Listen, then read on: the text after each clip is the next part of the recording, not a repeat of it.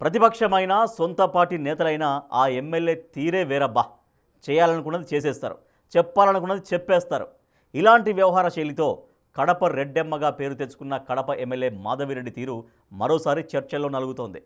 నగరంలో సీసీ కెమెరాల కోసం దాతల నుంచి ఫండ్ రైజింగ్ పేరుతో ఎమ్మెల్యే దంపతులు చందాలు వసూలు చేయడం వివాదాస్పదంగా మారింది. ఇది చందాల వసూలులా లేదు, దందా వసూళ్లు చేస్తున్నారని వైసీపీ ఆరోపిస్తోంది. ఎవరేమనుకున్నా ఐ డోంట్ కేర్ అంటున్నారట ఆ ఎమ్మెల్యే. ఇంతకీ కడపలో ఏం జరుగుతోంది? రెడ్డప్ప గారి మాధవిరెడ్డి కడప ఎమ్మెల్యేగా గెలిచిన రోజు నుంచి జిల్లా రాజకీయాల్లో ఫైర్ బ్రాండ్ గా పేరు తెచ్చుకున్నారు. పార్టీ ఏదైనా సరే తనపై వచ్చే విమర్శలకు అంతే ధీటుగా స్పందిస్తారు. దశాబ్ద కాలంగా కడప కార్పొరేషన్ మేయర్ గా ఉన్న సురేష్ బాబుకు చెక్ పెట్టి పదవి నుంచి దించేశారు. తన వ్యవహార శైలితో సొంత పార్టీ నేతలను దూరం పెట్టారనే ఆరోపణలు ఎదుర్కొంటున్నారు.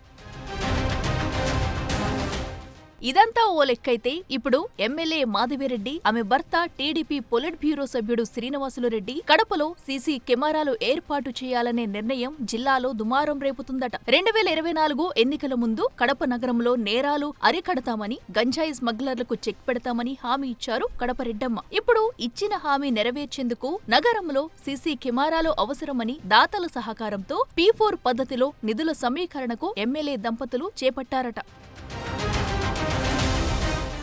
నగరంలో సీసీ కెమెరాల ఏర్పాటు కోసం సొంత పార్టీకి చెందిన మైనార్టీ నేత రబ్బానీని 10 లక్షలు ఇవ్వాలని ఎమ్మెల్యే భర్త శ్రీనివాసులు రెడ్డి కోరారు. ఇవ్వకపోతే పార్టీకి మీతో సంబంధాలు కట్ చేస్తాం, మీ కథ చూస్తామని హెచ్చరించడం ఇప్పుడు జిల్లాలో దుమారం రేపుతుంది. సొంత నిధులతో సీసీ కెమెరాలు ఏర్పాటు చేస్తామని ఎన్నికల ముందు హామీ ఇచ్చి ఇప్పుడు సీసీ కెమెరాల పేరుతో వసూళ్లు చేస్తున్నారని వైసీపీ ఆరోపిస్తుంది. ఇదే సమయంలో మైనార్టీ నేత రబ్బానీ తండ్రి జిలానీ అస్వస్థతకు గురికావడం చర్చనీయాంశంగా మారిందట. జిలానీని శ్రీనివాసులు బెదిరించడం వల్లే అనారోగ్యానికి గురై హైదరాబాద్ లో చికిత్స పొందుతున్నారని ఆరోపిస్తున్నారు వైసీపీ నేతలు. ఇది కడప నగర భద్రత కోసం ఎన్నికల్లో హామీ ఇచ్చిన 2017-18లో నా సొంత నిధులు 50 లక్షల రూపాయలు ఖర్చు పెట్టి సీసీ కెమెరాలకు ఇచ్చిన నేను.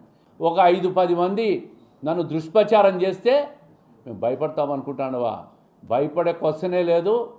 నిన్న ఎమ్మెల్యే గారు కూడా చెప్పినారు, ముఖ్యమంత్రి గారి పర్యటనలో సీసీ కెమెరాలను కడప నగరానికి పూర్తి చేసి ప్రజలకు భద్రత ఇచ్చే దాంట్లో ఎట్టి పరిస్థితుల్లో రాజీ పడే ప్రసక్తే లేదు. కడప నగరంలో సీసీ కెమెరాల వివాదం రాజకీయంగా హాట్ టాపిక్ గా మారింది. వైసీపీ, టీడీపీ నేతల మధ్య మాటల యుద్ధం నడుస్తుంది. ఎమ్మెల్యే చిల్లర రాజకీయం చేస్తున్నారని మండిపడుతున్నారు మాజీ డిప్యూటీ సీఎం అంజాద్ బాషా. అయితే ఎమ్మెల్యే మాత్రం ఎవరు ఏమనుకున్నా, ఎన్ని ట్రోల్స్ చేసినా తగ్గేదే లేదంటున్నారు. కడప నగరం గంజాయికి అడ్డాగా మారిందని, గంజాయి ప్లెడ్లర్లకు చెక్ పెట్టాలంటే ప్రతి గల్లీలో సీసీ కెమెరాలు అవసరమంటున్నారు.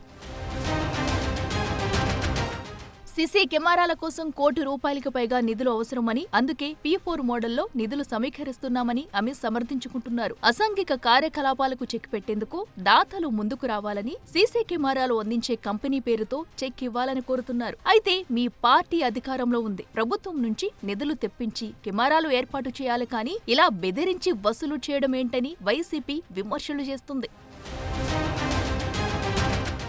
కూటమి ప్రభుత్వం అధికారంలోకి వచ్చినప్పటి నుంచి కడపలో వైసీపీ, టీడీపీ నేతల మధ్య రాజకీయం వేడెక్కిందనే చెప్పాలి. ఈ నేపథ్యంలో ఎమ్మెల్యే దంపతులు ఈ వివాదంలో ఎలా ముందుకు వెళతారో చూడాలి మరి.